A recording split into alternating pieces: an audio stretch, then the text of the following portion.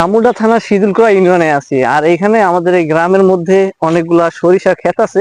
তো আজকে আমরা একটা সরিষার যে ক্ষেত, যেখানে পর্যাপ্ত পরিমাণে ফুল আছে আর কি, ওই ক্ষেতের মধ্যে যাচ্ছি। আমিও যাচ্ছি, আপনাদেরকে বিকেল বেলা শেষ পর্যন্ত বিকেলে চলে আসলাম আমাদের এই ক্ষেতের ভিতরে আর কি। এইখানে যেহেতু এই আমাদের এলাকার মধ্যে এই যে অনেকগুলা কিন্তু সরিষা ক্ষেত আছে একসাথে, অনেকগুলো। আমার এই ক্যামেরার লেন্সটা যত দূর যায় একদম ওই শেষ প্রান্ত থেকে শুরু করে যে দিকটা পুরোটাই কিন্তু সরিষা ক্ষেতে কিন্তু ভরপুর পুরো।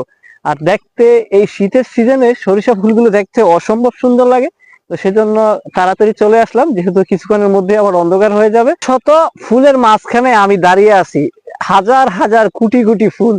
দেখতে পরিবেশটা অসম্ভব সুন্দর, আর ঘ্রাণ অনেক সুন্দর। কিন্তু ঘ্রাণটাও কিন্তু সেই, এই সরিষা ফুলের ঘ্রাণটাও আহ মানে নিঃশ্বাস নিলে মনটা একদম ভরে যায়, যে এত সুন্দর প্রাকৃতিক ফুলগুলো আসলে অসম্ভব সুন্দর। আর এই ঘ্রাণ গুলো, সরিষা ফুলের যে ফুলটা, এই যে আমার হাতে যে ফুলটা, সেটা কিন্তু তেঁতুল দিয়ে মাখা করে কিন্তু খাওয়া যায়। আর খেলে অসম্ভব স্বাদ লাগে, কিন্তু খুব ভালো লাগে খেতে।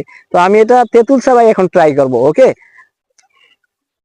ও, কি যে ফ্লেভার! মানে এই এটা যে আমি খাচ্ছি, এটার সাথে সাথে তেলের যে একটা ফ্লেভার না, জাস্ট একদম পুরো তেলের ফ্লেভারটাই পাচ্ছি এই ফুলের মাথাটা খাচ্ছি। তো আপনারা কিন্তু ট্রাই করতে পারেন, এটা খেয়ে দেখতে পারেন।